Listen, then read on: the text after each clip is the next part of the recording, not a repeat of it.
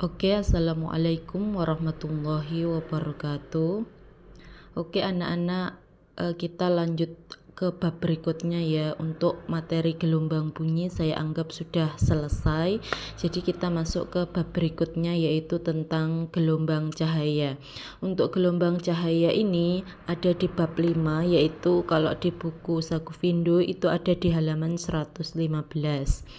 Kemudian untuk gelombang cahaya kita mulai dari yang pertama, itu tentang pengelompokan cahaya berdasarkan yang pertama mediumnya atau zat perantara yang ada di bab 2 dulu. Jadi dulu kalian mengenal ada gelombang mekanik dan juga gelombang elektromagnetik. Maka gelombang cahaya ini berdasarkan medium atau zat perantaranya dia termasuk ke dalam gelombang elektromagnetik. Jadi dia itu bisa merambat meskipun tidak ada zat perantara. Sedangkan berdasarkan arah getar dan juga arah rambatnya, maka cahaya ini termasuk ke dalam gelombang transversal. Jadi kemarin kan kalian mengenal ada gelombang transversal dan juga ada gelombang longitudinal. Maka untuk cahaya itu arah getarnya tegak lurus dengan arah rambatnya. Jadi dia termasuk ke dalam gelombang transversal. Saya tulis di sini untuk bab 5 itu gelombang cahaya. Jadi yang pertama kalian tulis dulu cahaya itu dia akan termasuk ke dalam gelombang elektromagnetik karena dia bisa merambat meskipun tidak ada zat perantara. Kemudian berdasarkan arah getar dan arah rambatnya, maka cahaya ini termasuk ke dalam gelombang transversal. Nah, terus kemudian untuk sifat-sifat gelombang cahaya, maka sama dengan sifat-sifat gelombang yang ada di bab 1 dulu, yaitu gelombang bisa dipantulkan, bisa dibiaskan, bisa diinterferensikan, kemudian juga bisa didifraksikan. Nah, di sini ada sifat gelombang yang lain yang mungkin gelombang yang lain itu tidak mengalami, tetapi di sini ada dispersi yang dialami oleh gelombang cahaya. Nah, kita lihat dispersi itu adalah ketika seberkas cahaya polikromatik atau cahaya putih jatuh pada salah satu sisi prisma. Jadi di sini ada prisma yang berbentuk kaca. Jadi terbuat dari bahan kaca yang berbentuk prisma. Mohon maaf. Jadi ketika cahaya putih atau polikromatik itu sinarkan atau dijatuhkan pada prisma kaca itu, maka cahaya putih itu akan diuraikan menjadi warna pelangi. Jadi seperti ini. Jadi ada cahaya putih, kemudian dia akan melewati prisma kaca, diuraikan menjadi warna pelangi yaitu merah, jingga, kuning, hijau, biru dan juga ungu.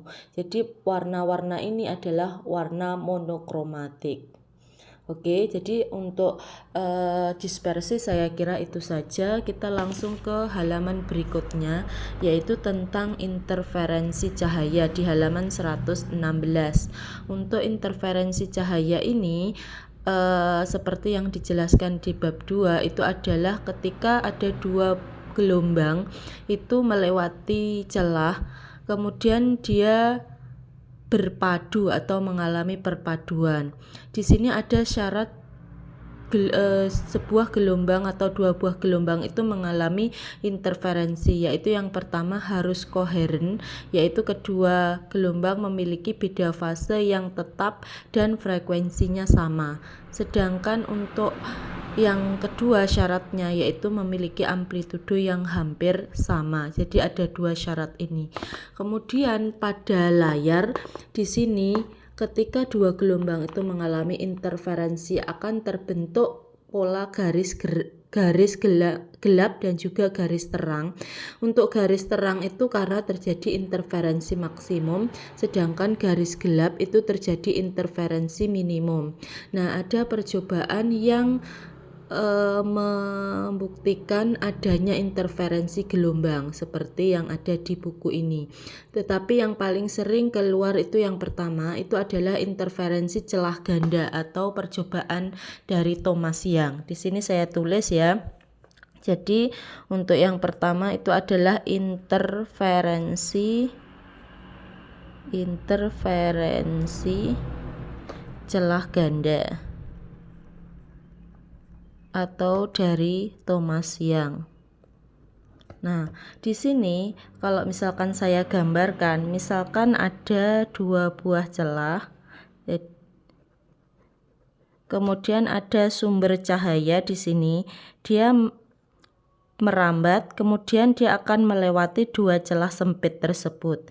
Kita misalkan jarak antar celah ini itu sebesar D. Nah, terus kemudian ada layar. Jadi di sini ada layar yang menangkap interferensi kedua gelombang tersebut. Jadi sekali lagi di sini ada 2 buah celah sempit yang jaraknya satu sama lain itu adalah D. Kemudian ada sumber cahaya yang merambat kemudian melewati celah sempit tersebut sehingga akan diinterferensikan dan kemudian dia akan membentuk pola garis terang gelap di layar. Jadi ini layar ya. Kemudian jarak antara layar ke celah, jadi ini celah, ini layar, itu adalah L. Kemudian untuk yang pola garis terang gelapnya bagian tengah sini itu adalah terang pusat ya, terang pusat. Jadi yang ada pusatnya itu hanya terang saja, untuk gelap tidak ada. Kemudian di sebelahnya terang pusat itu ada terang 1, begitu juga sebelah sini terang 1, sebelahnya lagi adalah terang 2, sebelahnya bawah juga, begitu juga sebelahnya atas itu terang 3, bawah juga terang 3. Nah, sedangkan di antara terang ke terang itu ada pola garis gelap. Nah, jadi misalkan di sini, berarti di sini itu ada gelap 1. Jadi antara terang pusat dengan terang 1 itu ada gelap 1. Begitu juga antara terang pusat yang sebelah sini dengan terang 1 berarti ada gelap 1. Jadi tidak ada gelap pusat. Kemudian antara terang 1 dan terang 2 itu adalah gelap 2. Antara terang 2 dan terang 3 itu adalah gelap ketiga dan seterusnya ke atas. Begitu juga untuk yang ke bawah itu menyesuaikan yang ke atas. Berarti ini gelap 2, ini gelap 3. Kemudian misalkan di sini interferensi itu jatuh misalkan pada terang kedua misalkan. Maka di sini jarak antara terang 2 ke terang pusat itu adalah P. Nah, jadi P itu adalah jarak terang ke N, jarak terang kedua, ketiga dan sebagainya itu dari terang pusat. Jadi P itu ngukurnya dari terang pusat. Kemudian ada istilah gelap 1, gelap 2 atau terang 1, terang 2, terang 3 dan sebagainya. Itu kita misalkan dengan angka huruf N, jadi itu adalah orde. Nanti kalian bisa mengisi dengan angka 1, 2, 3 dan seterusnya. Terus kemudian karena tadi ada pola garis gelap dan juga garis terang, maka untuk yang pola garis terang itu kita sebut dengan interferensi maksimum. Kemudian untuk yang garis gelap itu adalah interferensi minimum. Nah, di sini itu berlaku persamaan sebagai berikut. Untuk yang interferensi maksimum itu P tadi yang ini, kemudian dikalikan D tadi yang ini, kemudian dibagi L, itu akan sama dengan 2N dikalikan setengah lambda. Nah, ini adalah untuk pola garis terang atau interferensi maksimum. Sedangkan untuk yang minimum berarti P dikalikan D, jadi P ini kemudian D ini kemudian per L jarak celah ke layar itu sama dengan 2N-1 dikalikan setengah lambda. Nah, Jadi kalau kalian misalkan memasukkan angka 1 pada interferensi maksimum, berarti kan 2 kali 1 2, 2 dikalikan setengah berarti 1. Maka kita misalkan jarak antara terang pusat ke terang 1 berarti 1 gitu ya, misalkan 1. Maka kalau misalkan pada interferensi minimum atau gelap berarti 2 kali 1 2, 2 min 1 berarti 1, 1 kali setengah itu adalah setengah. Jadi gelap ke 1 itu setengahnya terang pusat ke terang 1. Nah, jadi kalian bisa melihat pada gambar. Oke. Terus kemudian selanjutnya adalah contoh soal. Nah, contoh soalnya misalkan contoh soal 5.2 berikut. Contoh soal 5.2. Nah, pada percobaan yang digunakan dua celah sempit yang berjarak 0,3 mm satu dengan yang lain. Berarti kalian tulis diketahui.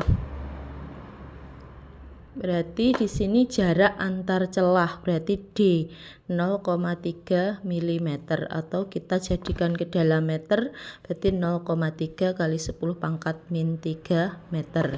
Kemudian di sini jika jarak layar ke celah berarti L ya kan? Berarti sama dengan 1 meter.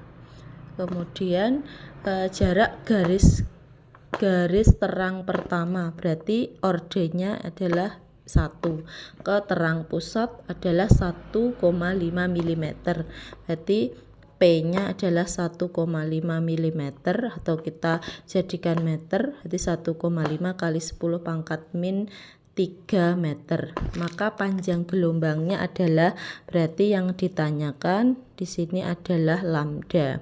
Nah, kita perhatikan tadi lambda itu ini karena dia garis terang berarti interferensi maksimum, berarti pakai yang ini. Kita cari lambda ini. Berarti kita masukkan berarti jawab yaitu sama dengan P dikalikan D per L sama dengan 2N kali setengah lambda. Kita masukkan angka yang sudah diketahui yaitu P-nya 1,5 kali 10 pangkat min 3, D-nya adalah 0,3 kali 10 pangkat min 3 dibagi L-nya 1, kemudian ordenya N-nya 1 kali setengah lambda.